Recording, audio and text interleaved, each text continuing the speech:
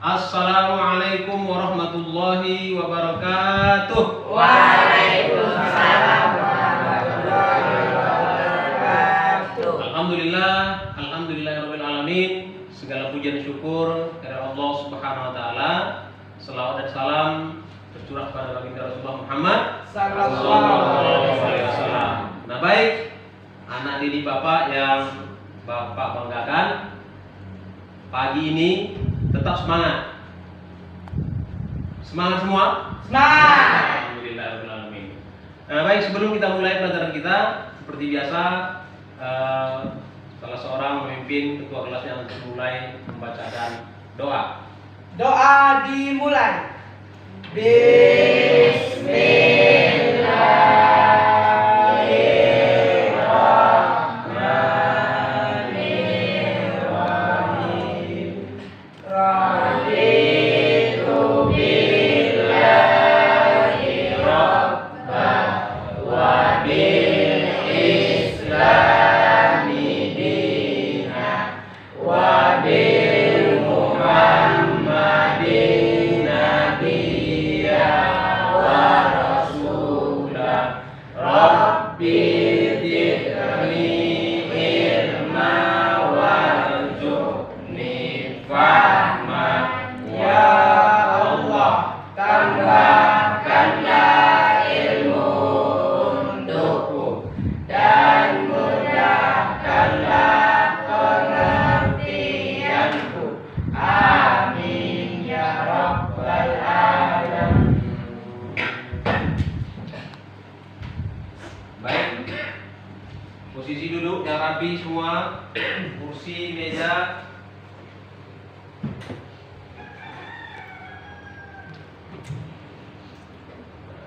Kalau meja kursinya rapi, belajar juga akan bersemangat.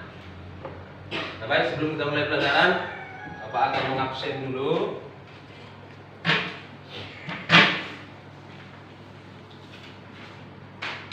Ada yang hadir hari ini?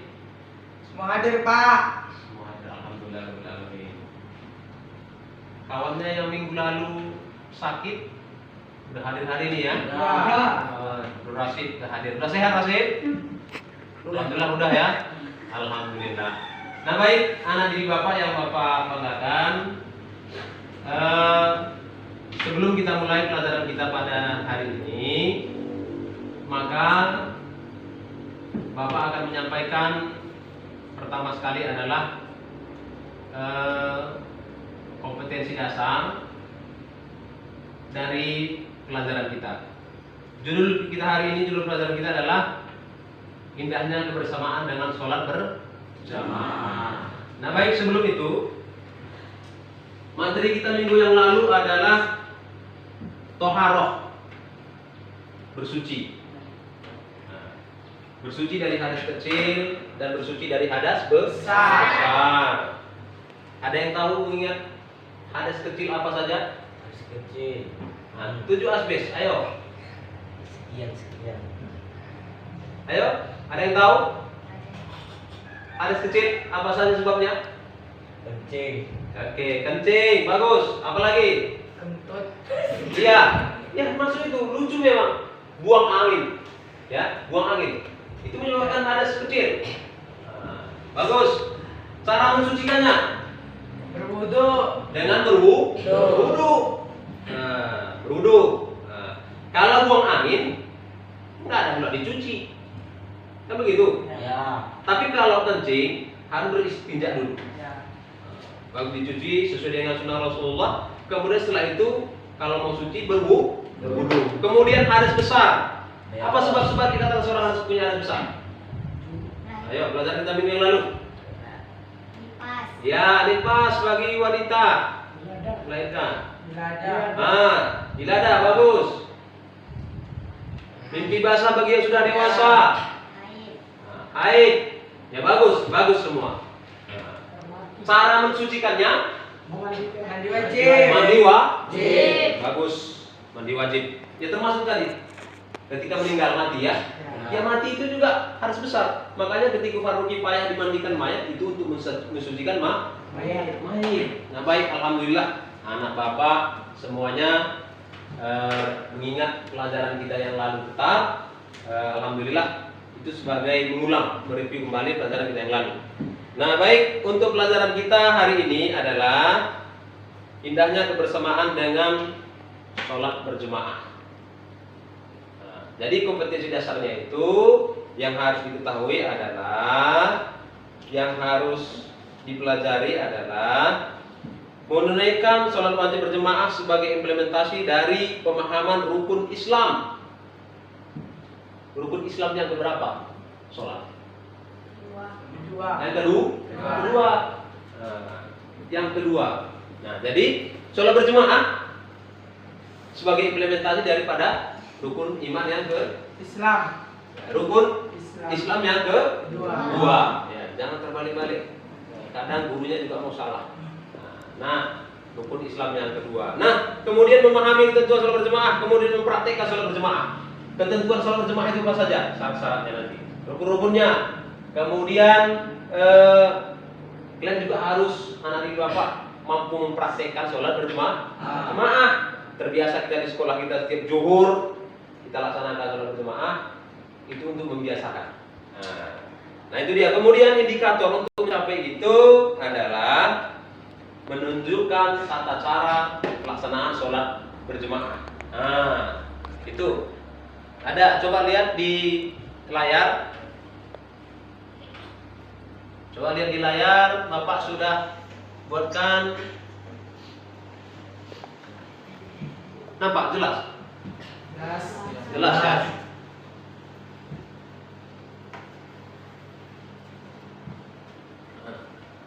Sudah ada di situ tujuan pembelajaran. Peserta didik menunjukkan, mendemonstrasikan, mencontohkan tata cara pelaksanaan sholat berjemaah. Nah, kemudian menunjukkan perilaku sholat wajib berjemaah sebagai implementasi dari rukun Islam. Peserta didik dapat menyebutkan pengertian sholat wajib berjamaah. Nah, kemudian peserta didik mampu mempraktikkan sholat berjemaah dengan baik dan benar dalam kehidupan sehari-hari. Itu yang paling penting. Mampu mempraktikkan sholat 5 waktu berjemaah dalam kehidupan sehari-hari. Itu yang paling penting. Nah, baik. Sebelum kita mulai materi kita pada hari ini, siapa yang tahu apa pengertian sholat berjemaah? Saya tahu. Pelaksanaan sholat ada dua, munfarid dengan sendiri. Kalau sholat berjemaah, bagaimana? Apa pengertiannya? Bersamaan. Bersamaan bagaimana? Bersamaan dengan ayam pula sholat. Ada yang tahu kalau berjemaah? Apa pengertiannya? Gak ada yang tahu? Nah, baik, silakan tulis. Karena ini aja, pokoknya letakkan di apa? Nah,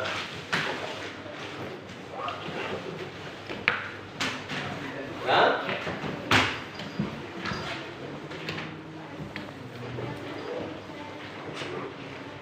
Ya.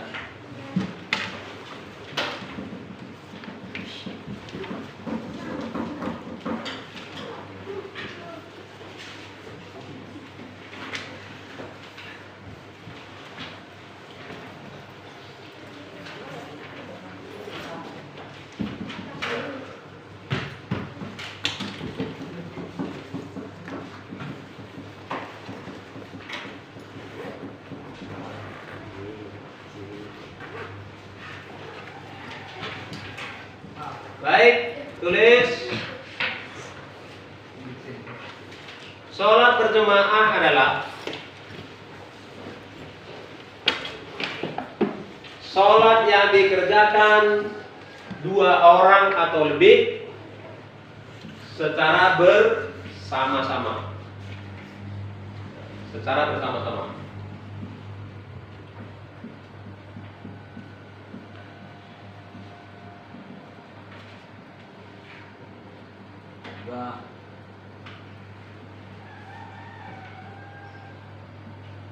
Baik.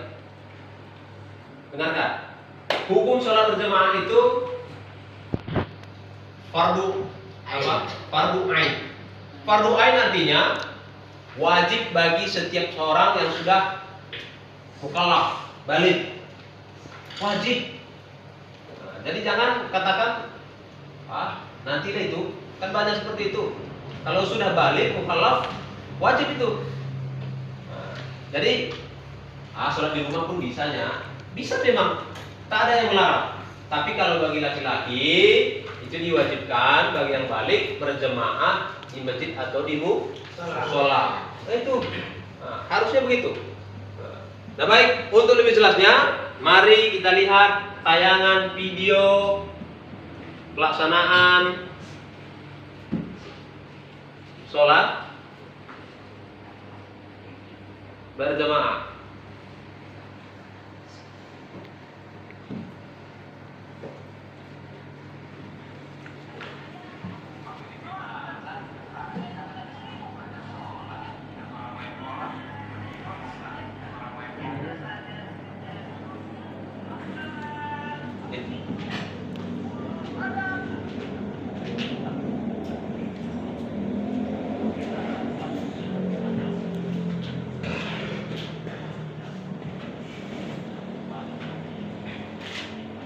Dah, baik.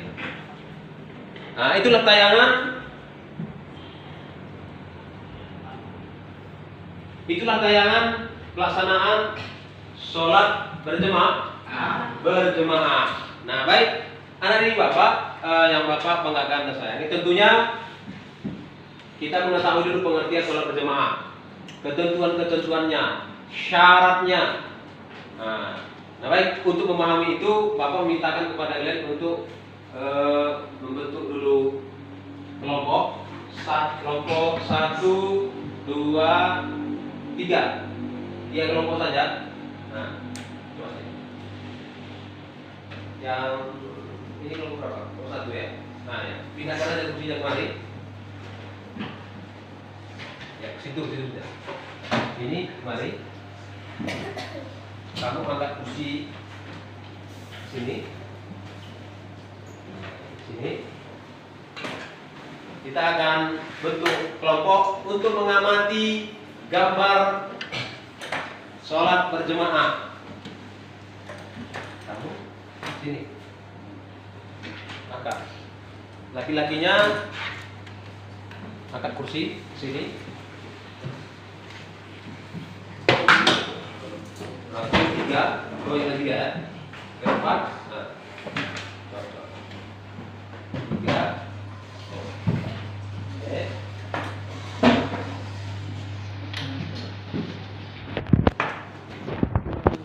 Mana kursi satu? Dari sini Rasid. Nah.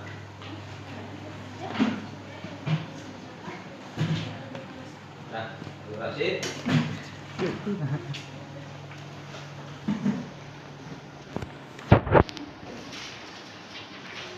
Berapa kelompok? 1, 2, 3, 4 kelompok.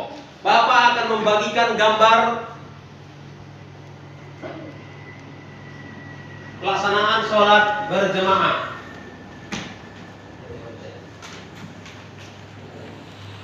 Pelaksanaan sholat berjamaah. Udah dari sana aja.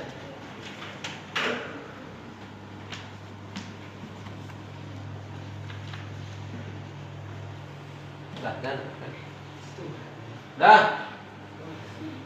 Gambar pelaksanaan sholat berjamaah yang sudah Bapak bagi, masing-masing kelompok amati. Nah, amati apa yang dilakukan dalam gambar tersebut. Tadi sudah melihat nonton video pelaksanaan sholat, tata cara sholat dan sholat berjamaah.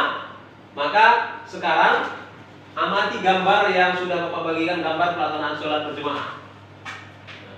Coba gambar, amati, kemudian masing-masing kelompok boleh nanti mengungkapkan pendapatnya. Entah di gambar itu sendiri pulanya. Yang kita bahas kan sholat berjamaah. Pengertian sholat berjamaah adalah dilakukan 2 atau lebih. 2 orang atau lebih, ya. Nah, jadi itu dia. Coba diamati gambar itu, kemudian kemukakan masing-masing kelompok idenya. Kira-kira, wah Pak, ini gambarnya ini cuma satu orang ini, nah, gitu. Atau iya Pak, udah pas ini, beginilah pelaksanaan sholat berjemaah. Kadang kalau pelaksanaan sholat berjemaah kan banyak orang melaksanakan itu kakinya kadang renggang-renggang. Kalau sholat berjemaah itu kaki itu harus rapat sesuai dengan sunnah Rasulullah. Rapat. Nah. Ada? Udah? Baik, cukup. Ada yang mau mengumpulkan pendapat? Menyampaikan ide? Ada? Dari gambar yang diamati? Ada? Jelas kira-kira? Jelas Pak. Jelas. Saya tanya dulu kelompok A ini. Ini kelompok A, B, C, D.